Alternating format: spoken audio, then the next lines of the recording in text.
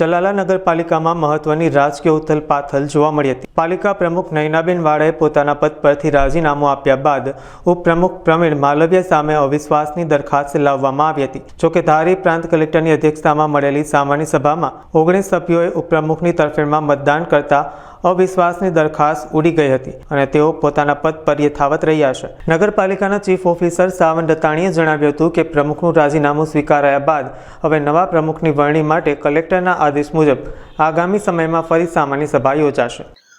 ચલાલા નગરપાલિકા ખાતે નગરપાલિકાના સભ્યો દ્વારા પ્રમુખ તેમજ ઉપપ્રમુખ શ્રી વિરુદ્ધ અવિશ્વાસની દરખાસ્ત કરવામાં આવેલ હતી। જે અનુસંધાને પ્રમુખશ્રી તેમજ ઉપપ્રમુખશ્રી દ્વારા આ બાબતે સામાન્ય સભા ન બોલાવતા માનનીય કલેક્ટર સાહેબ દ્વારા આ બાબતે ખાસ સામાન્ય સભાનું આયોજન કરવામાં આવેલ હતું।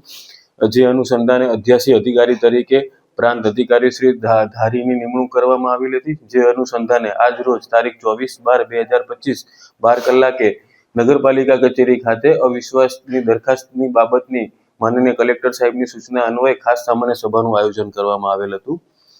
જે અનુસંધાને કુલ નગરપાલિકાના 24 સભ્યો પૈકી 19 સભ્યો હાજર રહેલ હતા।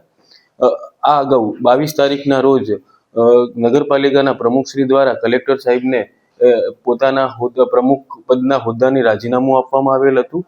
જે કલેક્ટર સાહેબે એ જ તારીખે 22 તારીખે એની સ્વીકાર કરેલો હતો। તેથી આજની મિટિંગમાં પ્રમુખશ્રી સામેની અવિશ્વાસની દરખાસ્તની કોઈ કાર્યવાહી કરવાની રહેતી નથી।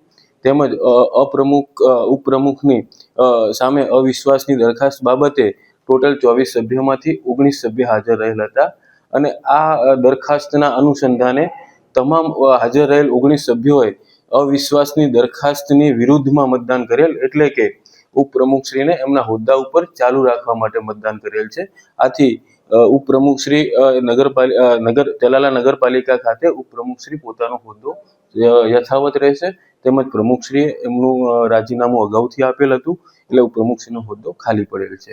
આ બાબતે નગરપાલિકા દ્વારા માનનીય કલેક્ટર સાહેબને રિપોર્ટ કરવામાં આવશે અને માનનીય કલેક્ટર સાહેબ આ બાબતે ચૂંટણીની જાહેરાત કરશે।